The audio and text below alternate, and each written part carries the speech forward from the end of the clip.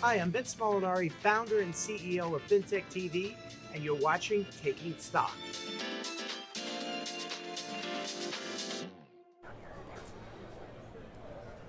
2 minutes ago, here into the closing bell of the trading floor of the one and only New York Stock Exchange. Speaking of one and only, the great Einstein of Wall Street, Peter Tuchman himself of TradeMoss, joins me.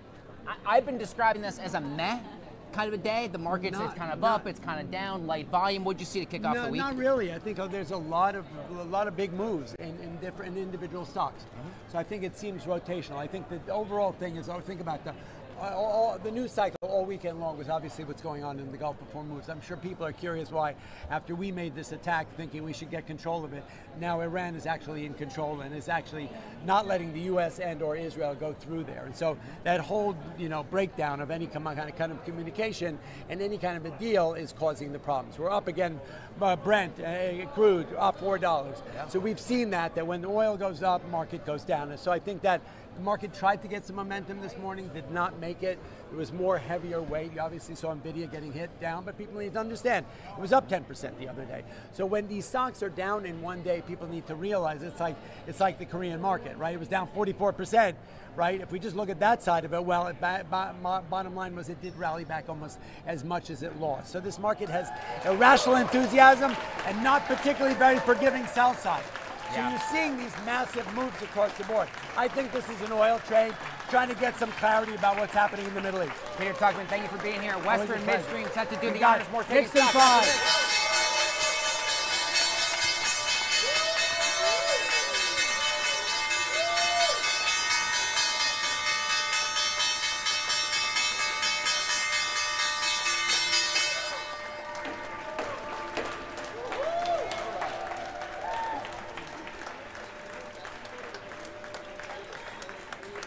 And there you have it, your final tail of the tape on this Monday, August 10th. The S&P 500 down fractionally, the Dow down 0.1%, the NYSE Composite Index, the best of the bunch today, settling in at yet another all-time high close, finishing up about 0.3%. The small caps, the hardest hit of the bunch, down 0.6. The S&P down, NASDAQ coming off their best weeks we've seen since April.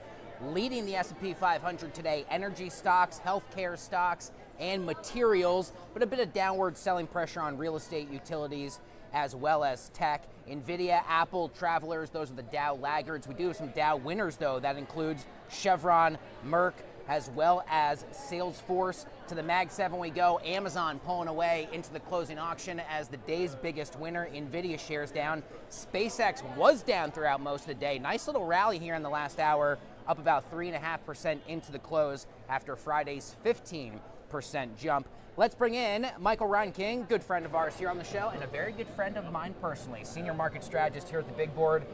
So, not by the number at all-time high, but basically still at all-time highs. Pretty close. What is keeping us afloat for the most part right now? Yeah, absolutely. So, I mean, to take one quick step back, if you go back to the Fed meeting, right, the rally that we had from the day of the close of the Fed meeting to last week's high at the open on Wednesday, the S&P 500 was up about 500 points. So call it 6.5% in like a little less than a handful of trading days, right? And since last Wednesday, we've really been consolidating. We're in about a 50-point range for the S&P 500, right? So we're just marginally below that all-time high.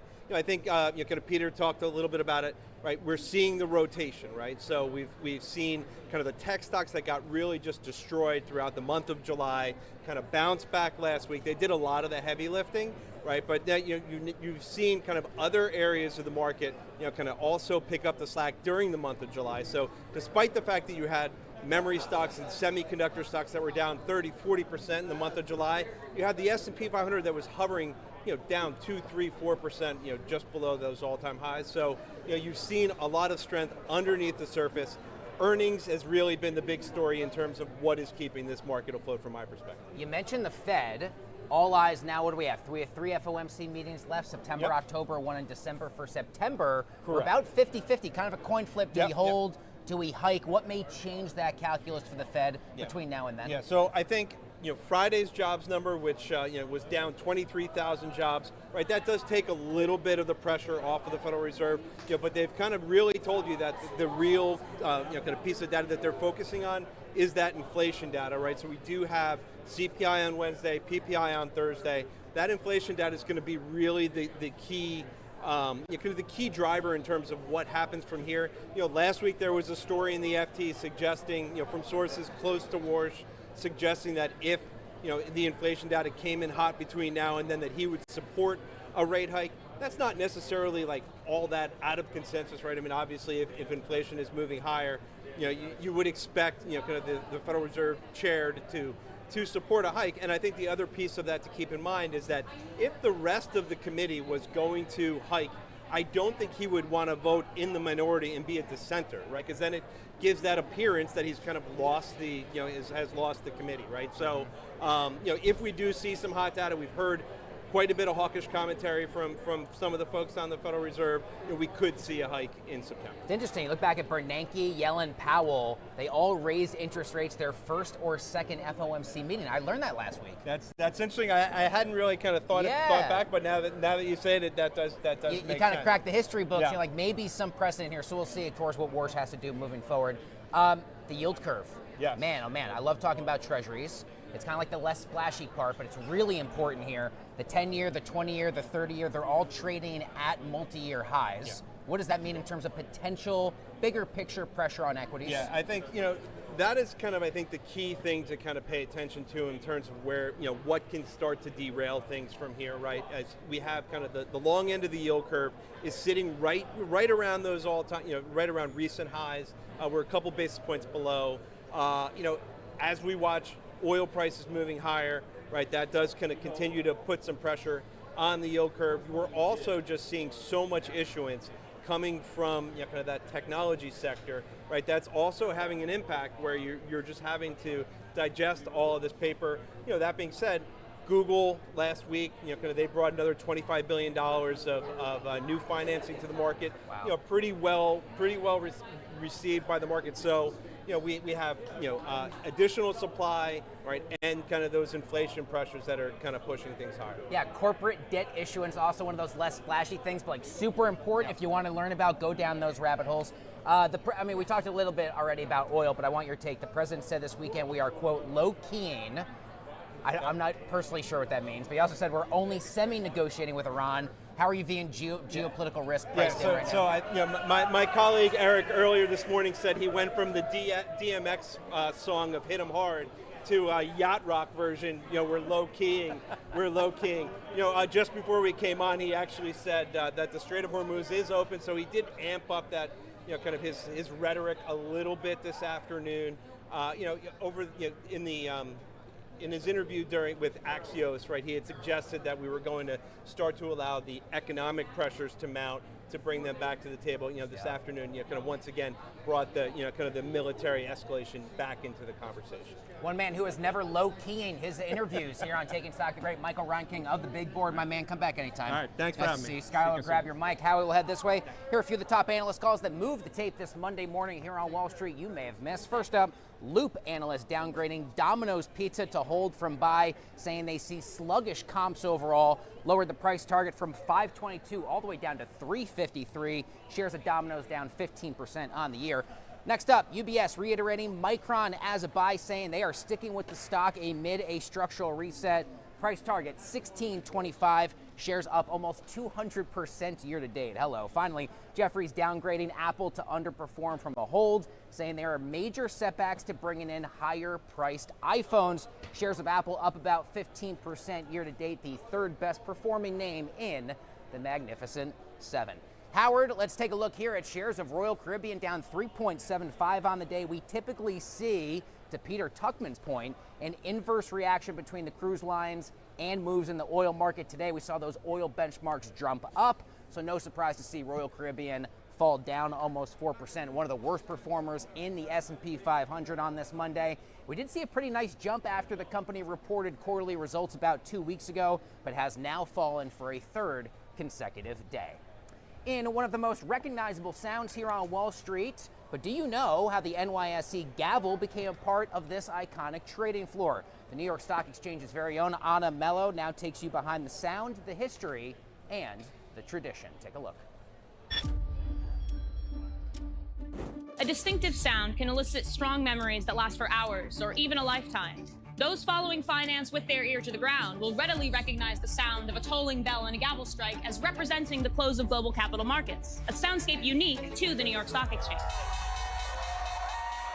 The New York Stock Exchange has been striking a gavel at the close of trading since 1817, first to signify the end of trading one single security, and today signifying the end of the entire trading day. Countless gavels have struck this exact same sounding block since 1890, which is before women had the vote, before the first manned flight, and even before sliced bread.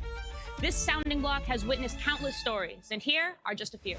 The sounding block began its career during the Second Industrial Revolution. Steam power fueled progress. Railroads and canals connected the country, and Edison's light bulb filled America with a warm electric glow.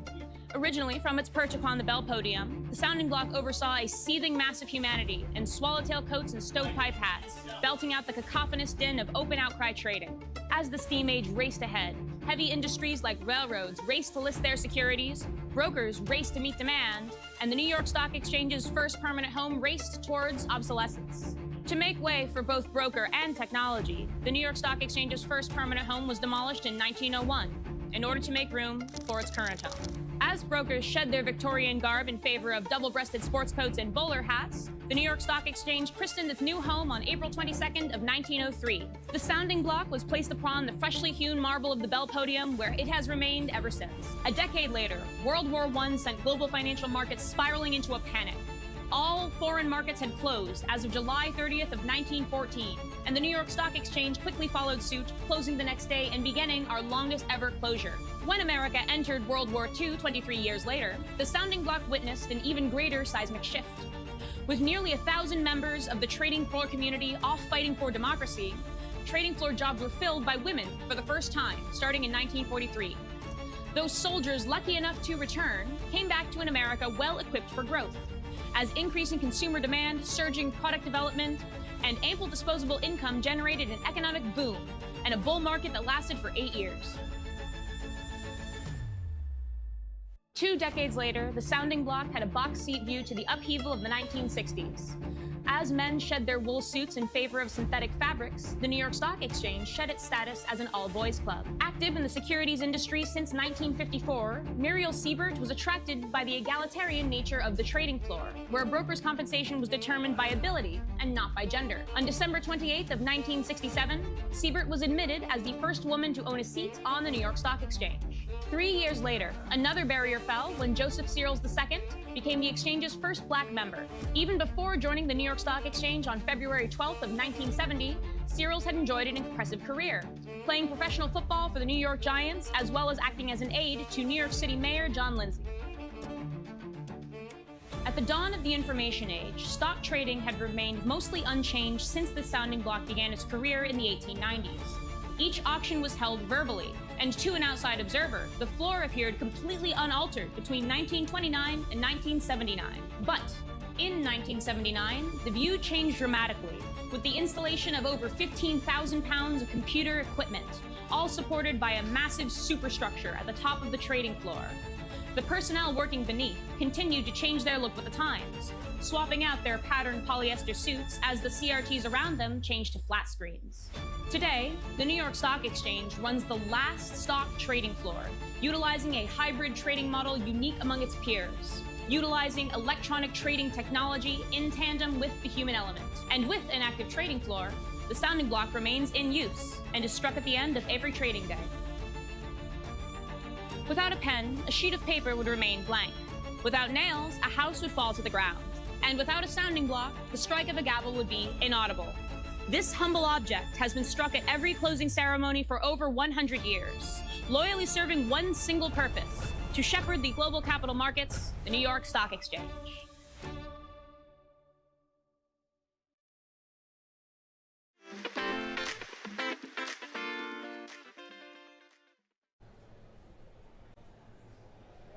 Welcome back to the broadcast. You are watching this Monday afternoon edition of Taking Stock live from the trading floor of the New York Stock Exchange. Our next guest joins us now. Say hello to Andrew Jirak. He is CEO and founder at DRAC. I've been looking forward to this conversation about quantum computing all day long. Thank you for being here. Well, firstly, thanks for having me on the show, JD. So, I got so many questions. Let's start with the white paper. You're out with a new quantum computing white paper. What is it called? What's it all about?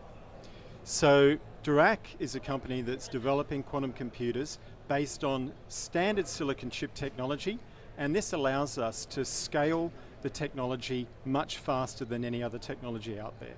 So in just the standard way that silicon chips can have billions of transistors on them, quantum silicon chips can have many, many millions of these quantum bits. So it means you can scale incredibly rapidly and provide commercially powerful quantum computers just in the next couple of years while driving the cost down. So in just the same way as the standard semiconductor industry has used Moore's law to increase the scale and drive down costs, with quantum computing we're riding that Moore's law curve, scaling curve upwards and the cost curve downwards. And where can people go if they want to see that white paper for themselves and learn more? So Dirac.com, our website, has a wide range of publications on it, including our white paper that's coming out. Andrew, let's take a small step back. Yep. Because I think a lot of people are maybe hearing more about the world of quantum computing really in earnest for the first time, let's say the last 18 months. They're trying to figure out what it means in terms of their own understanding of energy and what quantum means. I admit, I think the first I really heard of it were the Ant-Man movies from Marvel all those years ago, and since then I've been dialed in. Make this make sense as a newly emerging technology. Yeah, so like new emerging technologies, the history usually goes back a long time. The idea of quantum computing actually goes back to the 1980s, where the idea was, how do we actually use computers to simulate nature, actually describe the way atoms and molecules work? Quantum computers use quantum physics to allow us to do that. So they actually go well beyond the power of artificial intelligence and any classical computing. They allow us to do lots of calculations in a powerful way to solve problems that currently can't be solved with existing computers. So just as one example, the design of pharmaceuticals. I mean, obviously incredibly important to find pharmaceuticals to, kill off pathogens and disease. At the moment, it costs around $1 billion for a pharma company to design a new drug. With quantum computers, we have the ability to drive that cost down and to find those solutions much, much faster. So it's a way to model nature, model molecules in a way that is just not possible, even with the most powerful AI. I get a lot of questions from investors and day traders out there. They want to learn about the splashy quantum stocks. These are very high beta, aka high volatility names, IonQ, Rigetti, etc. Looking back at the last 52 weeks, I was surprised to see how many of them are underperforming even the broader S&P 500. What do you see in terms of price action for these companies in the quantum space that trade publicly? Well, there's a lot of volatility, in part because firstly, there's not a lot of knowledge about quantum computing generally, as you were saying before. Secondly, we hear a lot of announcements. There's a lot of noise, from the companies about recent technical results. But what investors should be focusing on is what companies, what technologies can really produce powerful, scalable quantum computers for the future.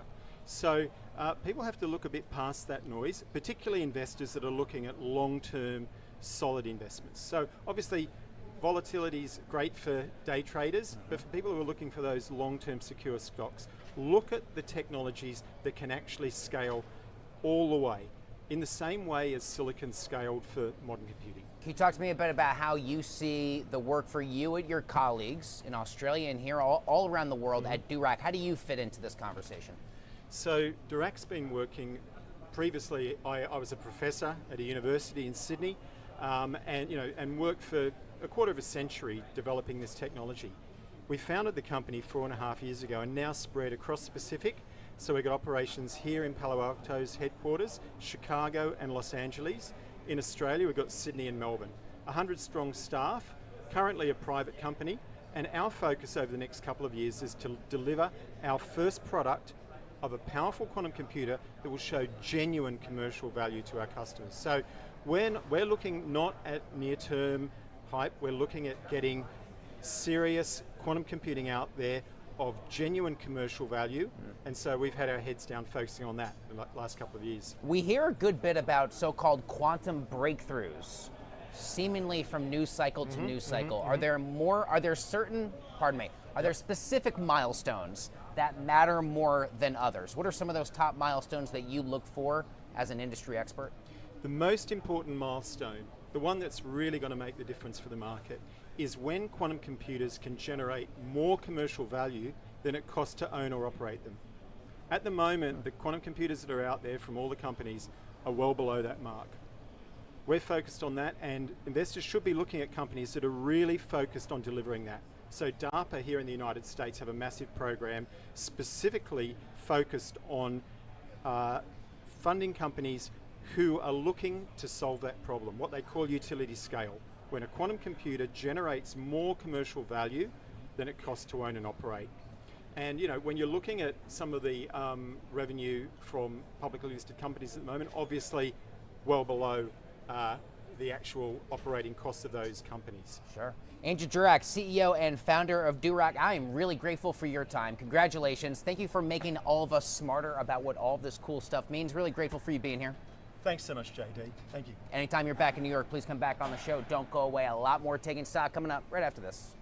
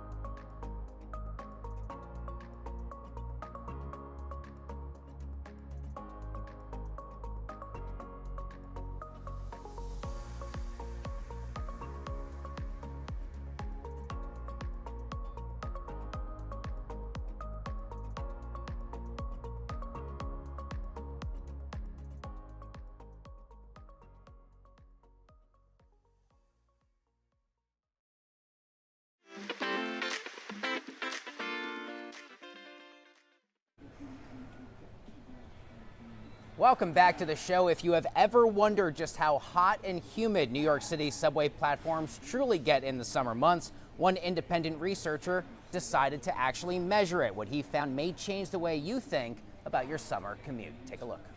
Every weekday, roughly 4 million people ride the New York City subway. That's more than the entire city of Los Angeles moving underground. And every summer, they're all asking the same question. Why is it so hot and humid in New York City subway stations in the summer, and what can we do about it? So I set out to answer it. Right now the temperature is around 94 degrees Fahrenheit, the humidity is 64%, but it feels around 115 degrees.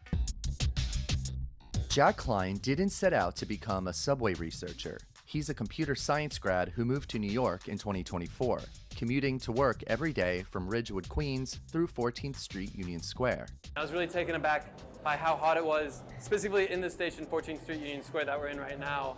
And so one day I just got a digital thermometer gun and I started just going around and pointing it at surfaces in the station. He posted his research videos to Instagram and TikTok. The content soon went viral. I was really shocked by the response of people. A lot of people from New York were telling me, like, go to my station in 34th Street, O'Hare Square, go up to the elevator, 181st Street. Like, people have a very strong connection to their station. So this is sort of like a base level thesis statement in my mind. It's like, oh, a lot of people are affected by this problem, the heat in the subway stations during the summer. But what are the solutions? And is it even being reported on? That question turned into something much bigger. Klein started building his own DIY sensor network, glued with magnets and taped to blend in to station walls. The sensors were placed across roughly 8 high-traffic stations in Manhattan: Union Square, 34th Street, Times Square, Hudson Yards, 168th Street, and 181st Street. I wanted them more or less 3 to 6 feet off the ground, and I wanted them facing the platform, and I wanted them kind of covert. How can I install these sensors without them getting vandalized or taken away? Every 5 minutes, each sensor logs temperature, humidity, and something Klein says matters the most: heat index. What it actually feels like to stand there. So we're in 14th Street, Union Square, 456 platform. The air feels bad, super hot. It's all these different kind of factors that make it a very uncomfortable station. And these readings aren't an outlier. Researchers at Columbia's Climate School have cited his data directly. The whole reason why I'm doing this project is because I think that the heat underground in our subway system in New York City is actually a very real public health issue. For many populations like the elderly, people with disabilities, pregnant women, people on SSRIs, people with POTS syndrome, etc., it's much actual larger health risk in terms of, heat-related illness. Klein decided to bring his own independent data directly to the MTA. I was talking a lot to the MTA Climate Resiliency Team, which is a kind of the smaller team in the MTA who's doing great work. There's a lot of really talented people that care about these issues that are working really hard on this. I was trying to enter in a data partnership with them, basically just give them our data and have them use it as an understanding of what these stations feel like, but also allowing us to install more sensors. Like I was collaborating with professors in New York who knew how to do this, who had a cohort of students who could help out, but ultimately they just told me that they didn't have the capacity to collaborate at this time. While the larger infrastructure work continues, Klein has been testing small, low-cost fixes of his own. A couple weeks ago, I brought a portable water dispenser, a generator, and some 5-gallon jugs into this station, down into the 456 platform, and I just, with a couple of friends, we passed out free water to people.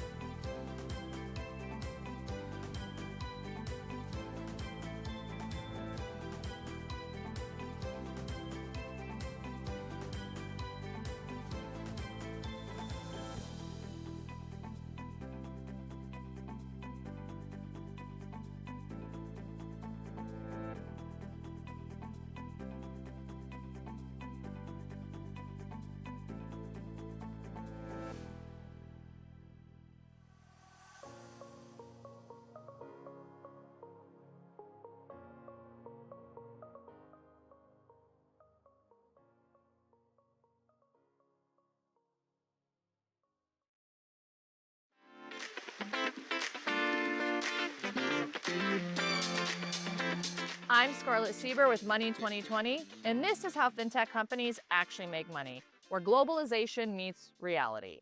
Today we're going to be talking about eBury, built around the economics of cross-border business.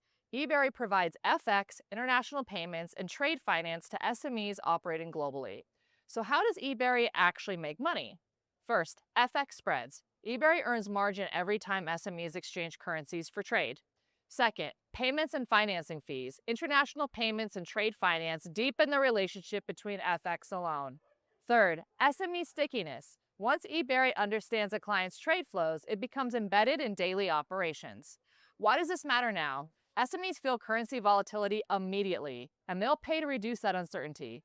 eBury monetizes that predictability. And that is how eBury actually makes money. by charging for stability in cross-border commerce. Have a company you want us to feature? Drop it in the comment and it might just make the cut. In the meantime, back over to you. The show? Thank you for watching today's edition of Taking Stock live from the trading floor of the New York Stock Exchange. Have a great Monday night, and we will see you again tomorrow.